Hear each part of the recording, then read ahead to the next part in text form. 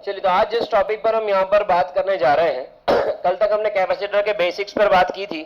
अब आज जिस टॉपिक पर हम यहाँ पर बात करने जा रहे हैं वो टॉपिक है कैपेसिटर्स के अंदर साइज ऑफ कैपेसिटर क्या होता है, किन पैरामीटर्स पर कैपेसिटर किन फैक्टर्स पर डिपेंड करता है, कैसे होता है कैपेसिटर का, मतलब किस साइज का कैपेसिटर चाहिए अगर आइसोलेटेड रखते हैं तो, ताकि एक फेरेड, कैपेसिटर की यूनिट फेरेड होती है कैपेसिटेंस की, एक फेरेड का कैपेसिटेंस मिल जाए।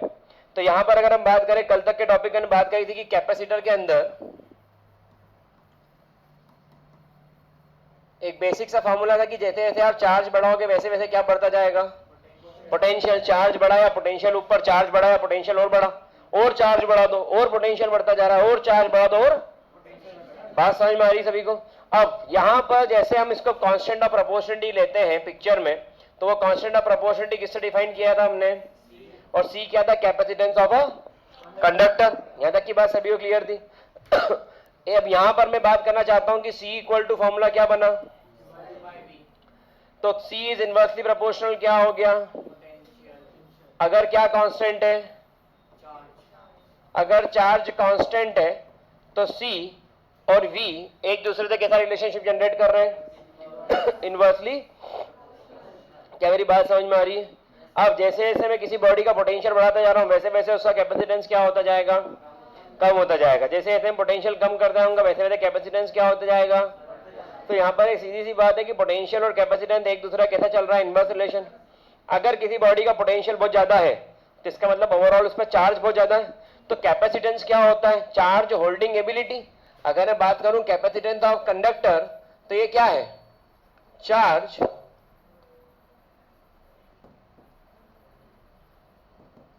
एग्री करते हो सभी इस बात से? सी क्या है, चार्ज होल्डिंग एबिलिटी, ये कहलाएगा कैपेसिटेंस ऑफ अ कंडक्टर। तो अगर किसी बॉडी का पोटेंशियल ज्यादा है मतलब उस पर ऑलरेडी क्या ज्यादा है, चार्ज ज्यादा है। पोटेंशियल ज्यादा है मतलब उस पर ऑलरेडी चार्ज ज्यादा है। अब अगर किसी बॉडी के ऊपर चार्ज ज्यादा है, ऑलरेडी बहुत चार्ज है, तो क्या उसके अंदर होल्डिंग चार्ज करने की एबिलिटी अभी भी उतनी स्ट्रांग होगी क्या? नहीं। मान लो कि वो 100 कूलम का चार्ज होल्ड कर सकती है बॉडी, ऑलरेडी तुम 70 कूलम होल्ड करा के बैठे हो, तभी तो पोटेंशियल ज्यादा है। तो उसके अंदर अब चार्ज होल्डिंग एबिलिटी क्या बची, सिर्फ 30 कूलम की। और अगर उसी बॉडी पर आपने 30 कूलम का चार्ज दे रखा है तो उसका पोटेंशियल कम है, और अब उसके अंदर कितना चार्ज और आ सकता है, 70 कूलम का चार्ज। तो चार्ज होल्डिंग एबिलिटी और पोटेंशियल डायरेक्टली प्रोपोर्शनल है, और पोटेंशियल और कैपेसिटेंस एक दूसरे से, समझ में आ रही बात? तो बॉडी का जितना पोटेंशियल होगा उतने उसके अंदर कैपेसिटेंस की वैल्यू क्या होती जाएगी, कम, और जितना कम पोटेंशियल होगा उसकी कैपेसिटेंस की वैल्यू उतनी क्या होगी। समझ में आ रही बात? कैपेसिटेंस होता है चार्ज कितना एक्स्ट्रा आप होल्ड कर सकते हो, ठीक है। और ये क्यू कौन सा, जितना चार्जेस उसके अंदर ऑलरेडी अवेलेबल है। बात समझ में आ रही सबको? 100% क्लियर? तो ये फॉर्मूले तक हम पहुंचे। अब ये डिपेंड करता है, इट डिपेंड्स ऑन फैक्टर। अब ये क्वेश्चन बनता है इसके अंदर, थोड़ा सा घुमा के पूछ सकते हैं और आगे जाकर के अपने डेरिवेशंस के अंदर भी इसके इफेक्ट दिखेंगे। तो पहला क्या है, साइज ऑफ द कैपेसिटर। पहला पॉइंट आ रहा है इसके अंदर, size and shape of conductor. Size और शेप किसका, कंडक्टर। तो इट डिपेंड्स ऑन, पहला पॉइंट है size and shape of the conductor. जितना ज्यादा शेप और साइज ज्यादा होगा उतना ज्यादा कंडक्टर कैपेसिटी होल्ड, कैपेसिटेंस ज्यादा रहेगा, चार्ज होल्ड कर सकता है। अरे बाल्टी बड़ी बाल्टी है तो ज्यादा चार्ज होल्ड करेगी, छोटी बाल्टी होगी तो इसमें कोई ज्यादा बताने वाली बात तो है नहीं। फिर दूसरा इसके अंदर आता है permittivity of surrounding medium.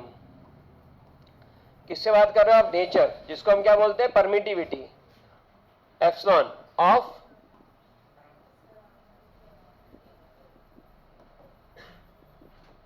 Medium. Medium का इसके अंदर इफेक्ट आएगा, ठीक है। सराउंडिंग मीडियम के अकॉर्डिंग कैपेसिटेंस क्या करेगा, वेरी करेगा। अभी थोड़ी देर के अंदर उसका फॉर्मूला बता दूंगा, सराउंडिंग मीडियम के अकॉर्डिंग कैपेसिटेंस कैसे वेरी कर सकता है। मीडियम जितना स्ट्रांग होगा कैपेसिटेंस भी उतना ज्यादा होगा। और उधर उल्टा चलता था, फोर्स और एप्सिलॉन नॉट एप्सिलॉन आर जो बनता था ना, एप्सिलॉन, फोर्स और एप्सिलॉन उल्टा चलता था, इनवर्स। इलेक्ट्रिक फील्ड और एप्सिलॉन उल्टा चलता था, पोटेंशियल और एप्सिलॉन उल्टा चलता था। लेकिन यहां पर कैपेसिटेंस और एप्सिलॉन डायरेक्टली प्रोपोर्शनल चलेगा, थोड़ी देर में बताने वाला हूं मैं। डायरेक्टली प्रोपोर्शनल चलेगा मतलब जितना ज्यादा सराउंडिंग मीडियम का उसमें इन्वॉल्वमेंट होगा उतना ज्यादा उसके अंदर कैपेसिटेंस, मतलब क्या बढ़ती जा रही है उसकी, जब जब बोल रहा हूँ कैपेसिटेंस बढ़ रहा है मतलब क्या बढ़ रहा है? Charge holding ability. मतलब ये वाला पंखा है तो छोटा सा कंडेंसर ले आओ जिसको कैपेसिटर बोलते हैं। लेकिन अगर ये बड़ा वाला पंखा बड़ी बड़ी प्लेट्स का आता है ना, देखा होगा ना कहीं होटल्स में लगे रहते हैं, तो क्या उसके इतना सा कंडेंसर से काम चल जाएगा? मतलब उसको क्या चाहिए स्टार्टिंग में? ज्यादा चाहिए चार्ज का फ्लो। वो ज्यादा चार्ज का फ्लो कहां से आएगा उसके पास में? जो बड़ा कंडेंसर लगा होगा उससे आएगा। छोटा कंडक्टर तो ऐसे ही खा जाएगा वो, तो उसके अंदर बड़ा कंडेंसर लगाना पड़ेगा। ठीक है, इसको स्टार्टर बोलते हैं। ठीक है, जो स्टार्ट करेगा। नॉर्मली ट्यूबलाइट में भी लगे रहते हैं। ठीक है, तो ये सारी चीजें उसके अंदर। अब सेकंड हो गया इसके अंदर नेचर, और थर्ड आ रहा है इसके अंदर presence of other conductor in neighbourhood.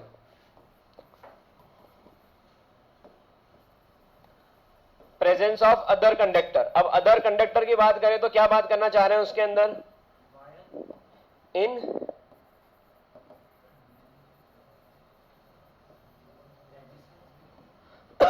Presence of other conductor in neighbourhood मतलब क्या हुआ? मेरे पास एक कैपेसिटर है और उस कैपेसिटर के पास में मैंने एक अनचार्ज बॉडी लेके आ गया, तो क्या करेगा? वो पॉजिटिव नेगेटिव अट्रैक्ट करेगा और उसके अंदर जो कंडक्टर है उसके कारण क्या होगा? कैपेसिटेंस के अंदर इफेक्ट आएगा। क्या आएगा आगे बात करेंगे, लेकिन इफेक्ट आएगा। ठीक है, तो कैपेसिटेंस अगर नेबरहुड मतलब आइसोलेटेड नहीं है, क्या नहीं है?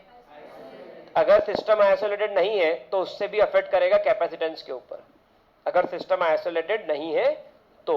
क्या मेरी बात सबको समझ में 100% क्लियर है? कोई दिक्कत नहीं इसके अंदर? तो ये सारे टॉपिक आ गए इसके अंदर जिन पे कैपेसिटर डिपेंड करता है, capacitance.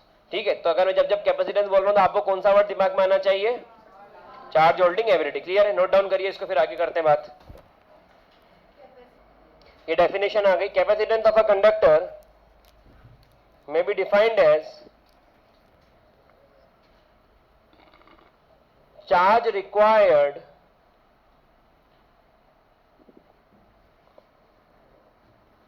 capacitor of conductor may be defined as charge required to increase the potential of conductor, charge required to increase the potential of a conductor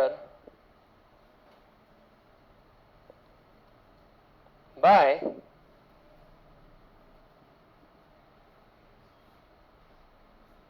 unit amount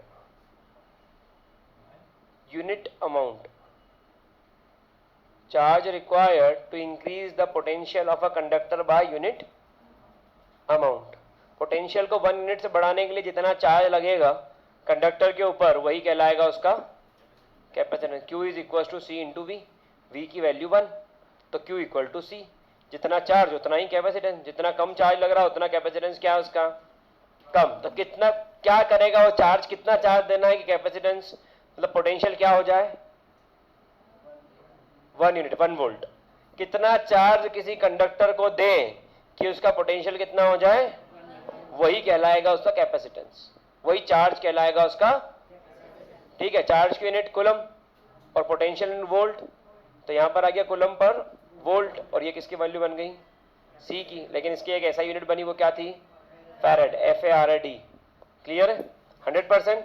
आगे लिखिए, it depends on the following factor. Boards पर जो factor लिखे हैं उनको note down कर लीजिए। चलिए, अब इससे हम आगे बात करते हैं। तो एसआई यूनिट क्या होती है? किसकी एसआई यूनिट? पहले तो कैपेसिटर की। ठीक है, एसआई यूनिट ऑफ कैपेसिटेंस क्या होगी? जैसे रेजिस्टेंस होता है, इंडक्टेंस होता है, वैसे ही क्या होता है? और इसकी एसआई यूनिट क्या होती है? फैरेड। ठीक है, अब ये साइंटिस्ट का नाम है। ठीक है, तो इसकी जो एसआई यूनिट होगी वो किससे डिनोट होगी? कैपिटल एफ से। क्या मेरी बात सभी को समझ में आ रही है? ध्यान सभी का बोर्ड पे, छोटी सी बात है। आपने बोला कि कैपेसिटेंस तो फॉर्मूला बोला Q बाय। चार्ज कितना है? पोटेंशियल कितना है? तो कैपेसिटेंस क्या हो जाएगा? तो यहां पर if 1 coulomb charge added to conductor, कहां पर ऐड कर रहे हैं हम?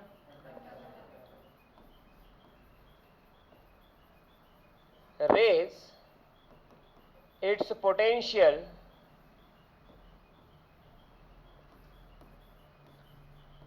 by 1 volt। If 1 coulomb charge added to conductor raise its potential by its capacitance, उसका जो कैपेसिटेंस होगा is said to be 1 farad. उसका कैपेसिटेंस कितना होगा? तो 1 कूलम चार्ज दिया बॉडी को, तो बॉडी का पोटेंशियल 1 वोल्ट से बढ़ गया, तो वहां पर जो सा कैपेसिटेंस है वो क्या कहलाएगा? 1. क्या मेरी बात सभी को क्लियर है? 100%? कोई दिक्कत इसके अंदर किसी को भी? तो यहाँ पर 1 फैरेड आई थिंक सभी को क्लियर होगा कि 1 फैरेड किसे कहते हैं. तो डायमेंशनल फार्मूला बोलना है इसका.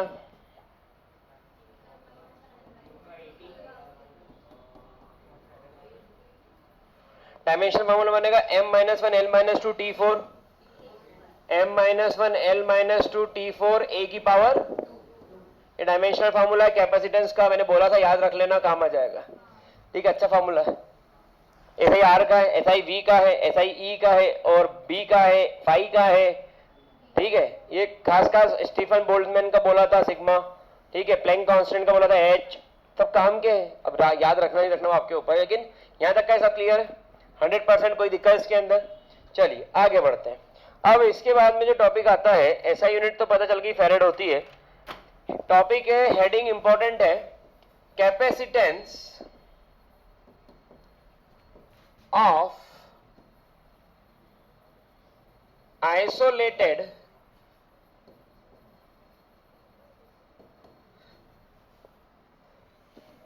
क्या टॉपिक आया?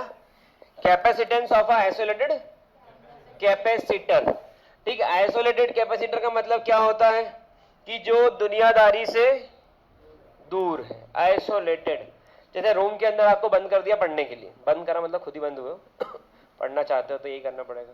ठीक है, तो आप अपने रूम के अंदर स्टडी रूम में रहते हो, जब जरूरत पड़ी बाहर आ रही तो अभी अपने कमरे के अंदर पढ़ाई लिखाई टीवी भी देखना वहीं देख ली, फिर बैठ के अपने पढ़ने लग गए. बाहर कोई आया शादी का कार्ड दे के चला गया, अपने मालूम ही नहीं. घर वाले डेट आई उस दिन शादी पे चले गए, जाके आ गए, अपने को पता ही नहीं, क्योंकि अपना इंटरेस्ट नहीं है. तो ये होता है आइसोलेटेड, सराउंडिंग का इसके ऊपर इफेक्ट नहीं होगा. तो मान लेते हैं कि एक स्फेरिकल कैपेसिटर है. कैपेसिटर कैसा है?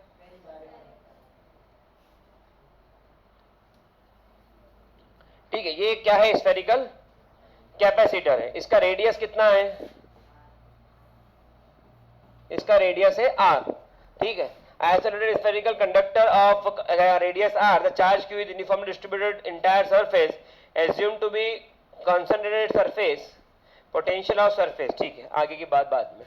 तो यहाँ पर क्या रेडियस क्या है? r. अब मैंने लिया कि करंट का तार टच कर दिया. क्या टच कर दिया? तो इसके ऊपर क्या आ गए? कौन से चार्ज है इसके ऊपर? पूरे सरफेस के ऊपर है.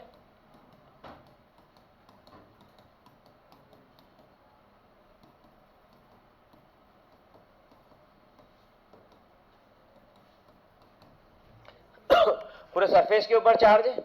अब क्योंकि ये पूरे सरफेस पर चार्ज है, इसके अंदर डिस्ट्रीब्यूटेड है, तो ये भी इसकी सरफेस ही है, ये भी इसकी सरफेस है. तो पूरे सरफेस के ऊपर क्या डिस्ट्रीब्यूटेड है? इसमें चार्जेस. ठीक है, अंदर तो हॉलो स्पेस है तो वहां तो चार्ज आएगा नहीं. अब किसी ने बोला इसका पोटेंशियल क्या होगा? तो पोटेंशियल का फॉर्मूला होता है इसका Q upon 4 pi epsilon naught. याद करो, potential of spherical capacitor, spherical surface. तो पोटेंशियल ऑफ स्फेरिकल सरफेस क्या आ गया? V equal to Q upon 4 pi epsilon naught. सभी को क्लियर है ये बात भी? अब इसके बाद में आपको फॉर्मूला किसका निकालना है? C का फॉर्मूला क्या होता है? Q बाय, तो क्या लिख दूं इसमें? मैं Q अपॉन, क्या यहां पर Q से ये Q, तो क्या C की वैल्यू आ गई 4 पाई एप्सिलॉन नॉट और इनटू ये क्या आ गया? Capacitance of a spherical capacitor. सही, फॉर्मूला सबको क्लियर हो रहा है? अब अभी थ्योरी लिखाऊंगा इसके, लेकिन ध्यान सुनो पहले. यहां तक फॉर्मूला सबको क्लियर हुआ? अब आप बता रहे हो कि कितना साइज चाहिए कैपेसिटर का. बड़ी गहरी आ रही है ना? कब से नहीं सोया? अच्छा, आज ही नहीं सोया, देख के लग रहा है भयंकर चल रहा है. चल, तो यहां पर क्या हो गया कि आर की वैल्यू आपको कैलकुलेट करना है कि size of capacitor, spherical capacitor क्या होना चाहिए ताकि हमको कैपेसिटेंस मिल जाए 1 फैरेड का. कितना कैपेसिटेंस चाहिए सर? चाहो तो मुंह धो के आ सकते हो. कैपेसिटेंस कितना मिल जाए? 1 फैरेड का. तो मुझे कैपेसिटेंस कितना चाहिए? 1 फैरेड. ठीक है, और 4 पाई एप्सिलॉन नॉट की वैल्यू बोलो, और यहां पर क्या हो गया आर, तो ये नीचे वाला ऊपर जाएगा ना, अच्छा ये ऐसी, हाँ हाँ समझ गया। तो यहां पर आ जाएगा c की वैल्यू 1, ये होगा 1/9 इन 10 टू द पावर और इंटू आर, क्योंकि 1/4 पाई एप्सिलॉन नॉट की वैल्यू होती है 9 × 10 to the power 9।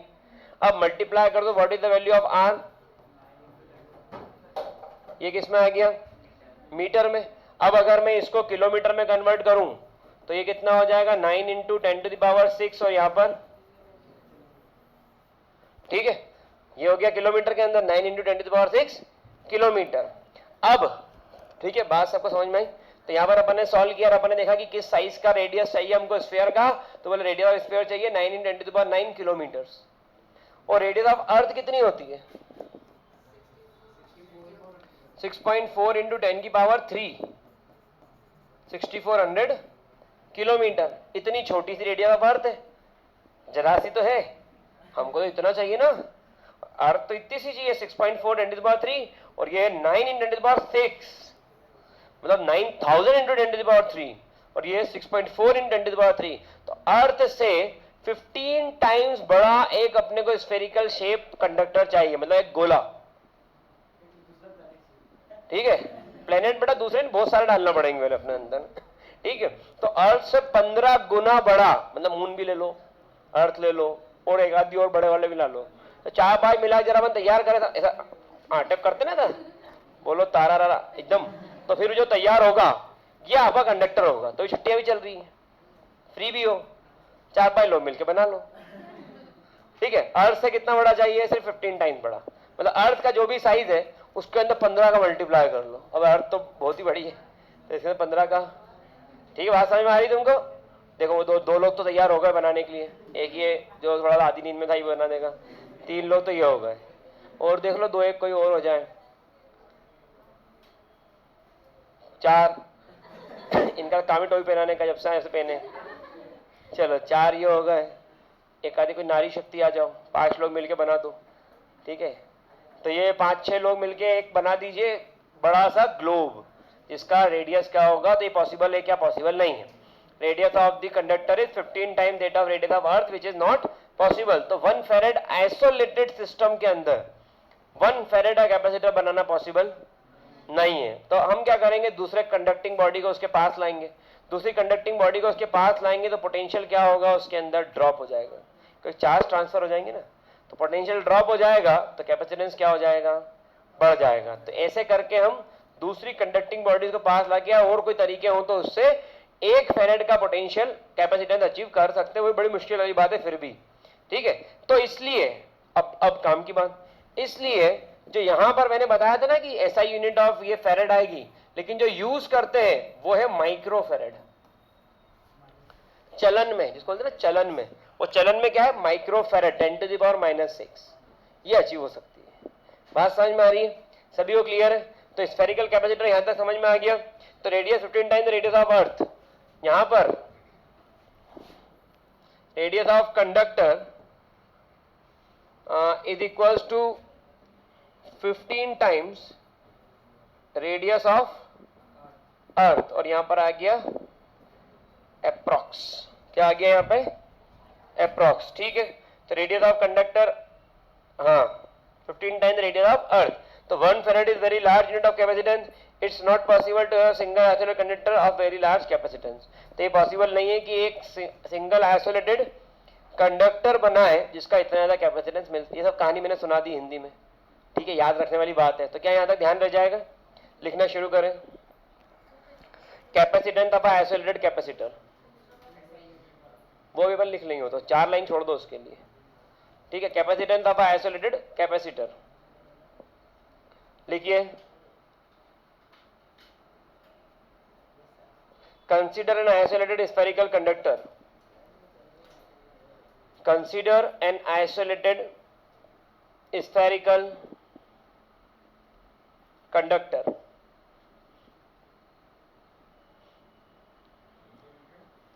consider an isolated spherical conductor of radius r of radius capital R. लिख लिया. The charge Q is uniformly distributed. The charge Q, capital Q, is uniformly distributed over its entire surface. Over its entire surface. Paragraph change.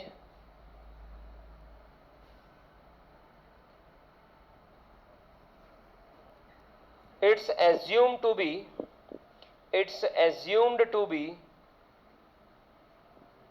concentrated at its surface.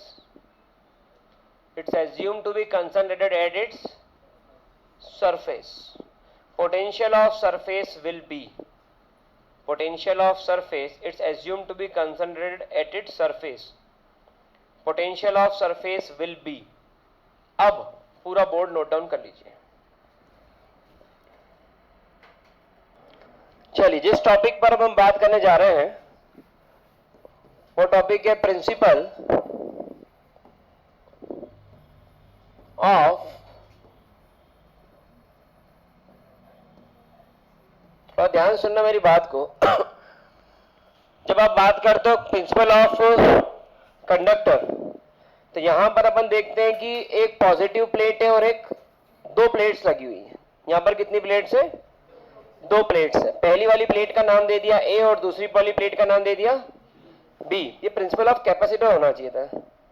ठीक है, देखते हैं, मेरे notes पे लिखा है, देखते हैं अभी आगे. यहां पर कौन से चार्जेस आएंगे? अब यहां पर अगर इसके ऊपर मैंने पॉजिटिव चार्जेस डिस्ट्रीब्यूट करे तो यहां पर कौन सा चार्ज आएगा इस प्लेट के ऊपर?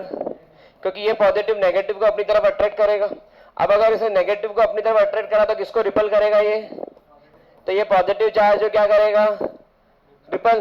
तो ये वाले जो चार्जेस हैं, ये बी प्लेट के ऊपर चार्जेस डेवलप करेंगे, पॉजिटिव और नेगेटिव. यहां पर इसको क्या बोलते हैं? इसके अंदर अपने बात करा था कि एक इंसुलेटिंग स्टैंड था, उसके ऊपर एक ट्यूब रखी थी, प्लेट रखी थी, इसके ऊपर पॉजिटिव और नेगेटिव चार्जेस मिक्स्ड थे. लेकिन जैसे ही एक पॉजिटिव चार्ज की रॉड उसके पास लेकर के आए तो उसने सारे पॉजिटिव चार्ज नेगेटिव चार्ज को एक तरफ कर दिया, पॉजिटिव चार्ज को अपोजिट साइड पहुंचा दिया था. बहुत पहले पढ़ा था हमने, ये उसी के कॉन्सेप्ट पे बेस्ड है. ठीक है, यहां तक की बात मेरी समझ में आ गई सबको? कोई दिक्कत? ये अर्थिंग वाला ही केस है. ठीक है, यहां तक सभी को क्लियर है? हाँ बोलो, तुम पूछो. कहां पर? ये तो प्लेट है जिसके ऊपर चार्ज डिस्ट्रीब्यूट करके इसमें तो पॉजिटिव ही है. अब इसके पॉजिटिव कारण इस वाली प्लेट के ऊपर एक साइड नेगेटिव जनरेट होगा, एक साइड. अब मैंने क्या करा? मैंने इस वाली प्लेट को उठा करके अर्थिंग प्रोवाइड कर दी. ठीक है, ये क्या करा? मैंने अर्थिंग कर दी. अर्थिंग करते से ही क्या हुआ कि यहां पर जितने भी ये चार्जेस थे, ये सारे चार्जेस क्या होगा? इसके ऊपर रिमूव होगा. और इसके ऊपर कौन से चार्ज बचे अब सिर्फ? तो क्या यहां पर चार्ज कम कर दिया हमने? और चार्ज को कम करने से यहां पर क्या हुआ? चार्ज होल्डिंग कैपेसिटी बढ़ी या कम हो गई? बढ़ गई. मतलब आपने यहां पर अर्थिंग करा तो अर्थिंग करने के कारण चार्ज होल्डिंग एबिलिटी बढ़ गई, क्योंकि अब आप उसके ऊपर एक्स्ट्रा चार्ज सप्लाई कर सकते हो. उसके सारे पॉजिटिव उड़ गए.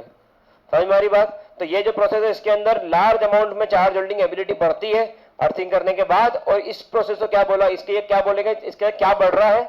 इसके अंदर बढ़ रहा है overall capacitance of a conductor. तो यहां पर हम कंडक्टर कैपेसिटेंस बढ़ाने के लिए तो क्या कर सकते हैं? अर्थ कर सकते हैं. अब अर्थ हर जगह पॉसिबल नहीं है, तो हमने दूसरी चार्ज बॉडी को पास में लिया है. किसको पास में लिया? दूसरी चार्ज बॉडी को, अनचार्ज बॉडी को पास में लिया है. तो अनचार्ज बॉडी को पास में लाया तो इसने उसके साथ चार्ज शेयरिंग कर लिए, तो इसके पास चार्ज क्या हो गए? क्योंकि मान लो कि ये वाली एक बॉडी है जिसके ऊपर चार्ज है 100 कूलम का, और ये वाली एक बॉडी है जिसके ऊपर चार्ज है 0 कूलम का, और इसको कनेक्ट कर दिया एक वायर से, तो चार्ज ट्रांसफर होंगे. कितनी वैल्यू? मीन वैल्यू तो 100 प्लस 0 बाय, तो कितने हो गए? तो इसके ऊपर अब कितने बचे? और इसका नीचे लेकिन अब कितने आ गए? तो ये वाले चार्ज इसके ऊपर 100 की जगह 50 आ गए, तो कितने ले सकता है? कितने ले सकता है? 50 कूलम चार्ज अब ये ले सकता है. तो इसकी क्या बढ़ गया? क्योंकि यहां पर एक बॉडी कांटेक्ट में आ गई. ये क्या है? आइसोलेटेड है या नॉट आइसोलेटेड है? Not isolated. क्लियर ना सबको ये? तो यहां पर इस तरीके से हम इसके अंदर बढ़ा सकते हो कैपेसिटेंस. हाँ, अर्थ को बोला था इनफाइनाइट पोटेंशियल, जिसके अंदर वो नेगेटिव चार्ज को भी एब्जॉर्ब करता. मान लो अगर यहां पर नेगेटिव चार्ज होते ठीक है, तो यहाँ पर नेगेटिव चार्ज क्या होते हैं, जैसे ये दिखा रहे हैं नेगेटिव है, तो इसमें से क्या निकलेंगे, ये नेगेटिव चार्ज, सॉरी ये नेगेटिव चार्ज है, तो ये सारे अर्थ के अंदर जाएंगे। और थोड़ी देर पहले यहाँ पर कौन से चार्ज थे, पॉजिटिव चार्ज थे। तो जब अर्थिंग करते हैं इसका मतलब क्या हुआ, अर्थिंग करा इसका मतलब कि यहां से अर्थ में से इलेक्ट्रॉन्स निकले और उसने इन सबको क्या कर दिया, न्यूट्रल कर दिया। ठीक है, ये इलेक्ट्रॉन निकलेंगे और क्या करेंगे, क्योंकि जो फ्री है वही तकलीफ देगा, जो बंधे हुए उसमें प्रॉब्लम नहीं है। बात समझ में आई सबको। तो जो फ्री है वो कौन से है, पॉजिटिव, पॉजिटिव थे तो वहां इलेक्ट्रॉन नेगेटिव थे नहीं, अर्थिंग करते हुए नेगेटिव पॉजिटिव ज्वाइन हो गए, तो वहां पर वो पूरा इसका इफेक्ट क्या हो गया, न्यूट्रल हो गया। ठीक है, यहाँ सब बच्चे पढ़ रहे हैं, अब एक का कहना मेरे को कैपेसिटर आता है, तो वो क्या करेंगे आपस में, वो बात करेंगे, पूरी क्लास में क्या करेंगे। और जैसे उनको कैपेसिटर का बहुत टॉपिक नहीं आता होगा जो मैं पढ़ा रहा हूं, तो वो भी क्या लग गए, काम में लग गए, तब उनको भी समझ में आने लगेगा। बात समझ में आ रही मेरी, क्या बोल रहा हूँ, इस तरीके से चलता है। ठीक है, तो ये है प्रिंसिपल ऑफ कंडक्टर। अब आते हैं यहाँ पे पैरेलल प्लेट कैपेसिटर, ये समझने के लिए था, इसकी थ्योरी भेज दूंगा मैं, इसकी थ्योरी भेज दूंगा मैं आपको। Parallel plate capacitor, parallel plate capacitor कैसे काम करता है। यहां पर ये एक प्लेट है, सभी का ध्यान बोर्ड पे, 10 मिनट बचे हैं।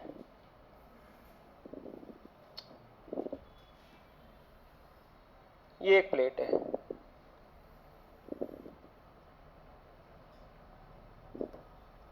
ठीक है, ये दो प्लेट्स अपन ने यहां पर लगा दी, इनका एरिया कितना है, ए। अच्छा, ये वाली प्लेट्स और ये वाली प्लेट्स, यहां पर सारे कौन से चार्जेस डिस्ट्रीब्यूट कर दिए उन्होंने, वो ध्यान समझना, इस पे न्यूमेरिकल बहुत बनते हैं और कॉन्सेप्चुअल क्वेश्चन ही बनते हैं, फिगर बनाने तरीके से बहुत कुछ तो ऐसे समझ में आता है।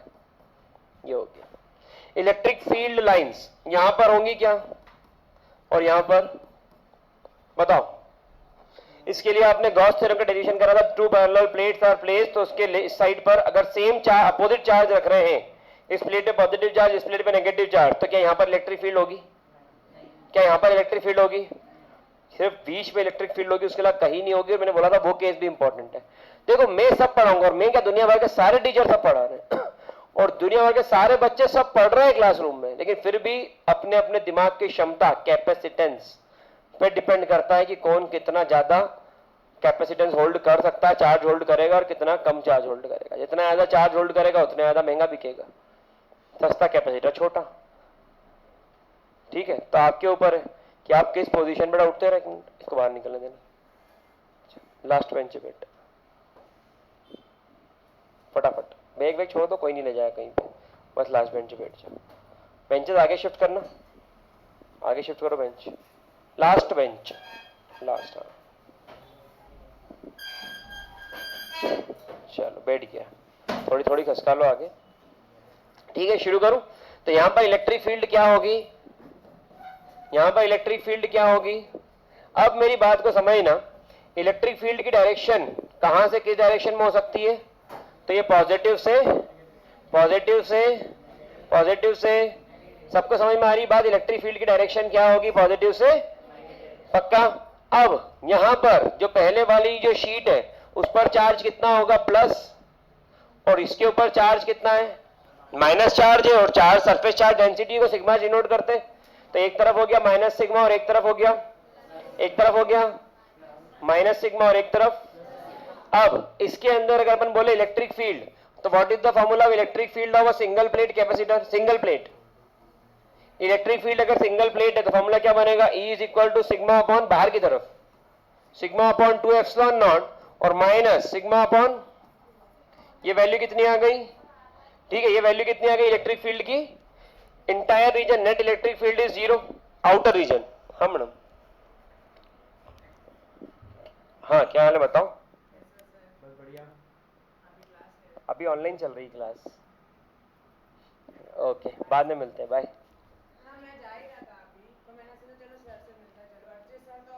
अर्जित सर तो नहीं है अभी, और ठीक है बाकी सब घर पे, चलो फिर मिलते हैं। अच्छा चलो बाय, मिलते हैं फिर ना। मैडम को अपना नंबर लिखा देना, मैं कॉल करता हूँ, मैडम को अपना नंबर लिखा देना, मैडम नंबर लिख लीजिएगा। Thank you, bye. तो यहां पर अगर बात करें अपन इलेक्ट्रिक फील्ड, कौन से रीजन में, आउटर रीजन,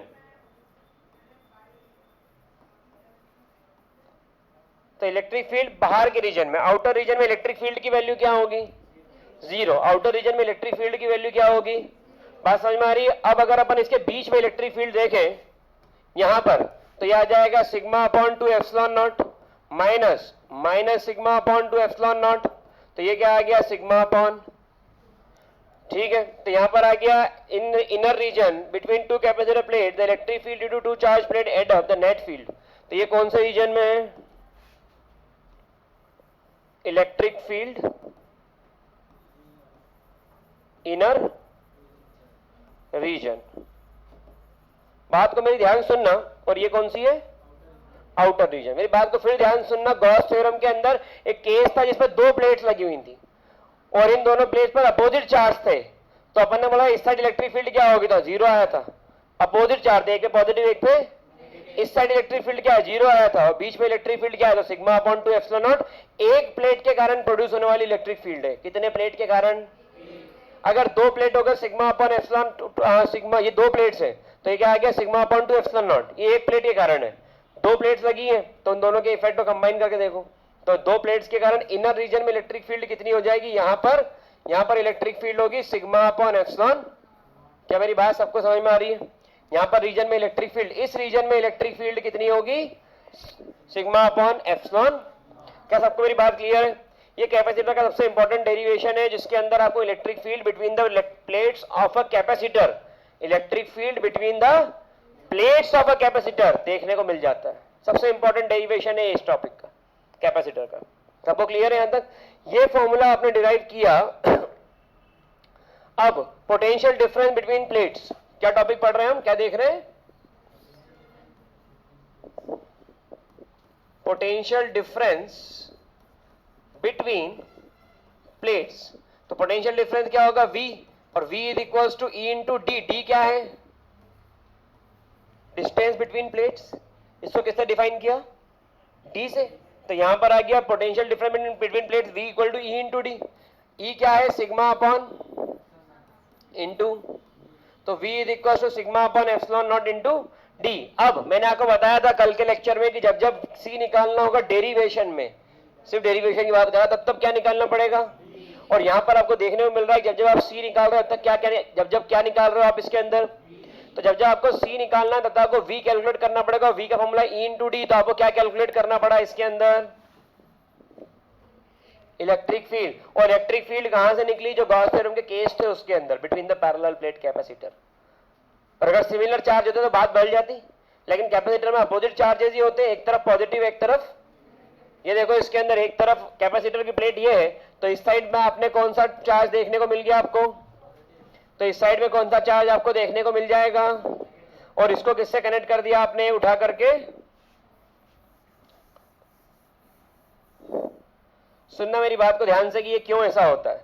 इसके अंदर ये बैटरी से कनेक्ट कर दिया, ये इस तरीके से, तो ये पॉजिटिव टर्मिनल से कनेक्टेड है। ये वाली प्लेट किससे कनेक्टेड है? तो ये पॉजिटिव चार्ज। और ये वाली प्लेट किससे कनेक्टेड है? तो ये वाला। समझ में आ रही बात? कैपेसिटर में पॉजिटिव नेगेटिव कैसे आएंगे? क्लियर है 100% सभी को? आगे बढ़ते हैं। तो यहां पर आ गया V। अब आपको क्या निकालना है? आपका निकालना है C, and C is equal to, तो Q अपॉन V की वैल्यू क्या है? सिग्मा D, और एप्सिलॉन नॉट कहां चला जाएगा? तो चेक करें यहां formula Q epsilon not upon sigma D। अब आपने एक फॉर्मूला पढ़ा था Q इज इक्वल टू क्या होता है?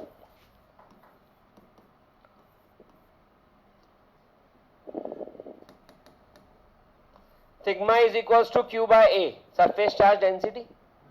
ठीक है, तो Q is equal to sigma into A। तो यहां पर C sigma into A into epsilon naught, और अपॉन में सिग्मा इंटू, ये सिग्मा सिग्मा गया, C का फॉर्मूला क्या बन गया? ये C का फॉर्मूला किसका है? Capacitance of a parallel plate capacitor. Capacitance of parallel plate capacitor क्या है? A epsilon not upon. तो पहले आपने 2 प्लेट्स लगाई, उनकी इलेक्ट्रिक फील्ड बाहर की तरफ है ही नहीं, तो कैपेसिटेंस खेल खत्म। तो बहुत गहरी आ रही है इधर भी, है ना? अरे विधान को भी, हाँ दिखाओ बेटा जरा, मुंह जाकर देख जरा, आंख लाल दिख रही कि नहीं, है ना? बहुत गहरी। और अभी तो केमिस्ट्री पूरा बाकी है।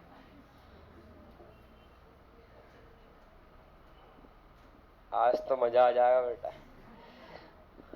7 बजे तक इसको तो हिलाते डुलाते रह रहे, 6 बजे तक तो गिरा छोरा अपना, बहुत गहरी गई है ना। कल रात को तुम लेट सोए थे।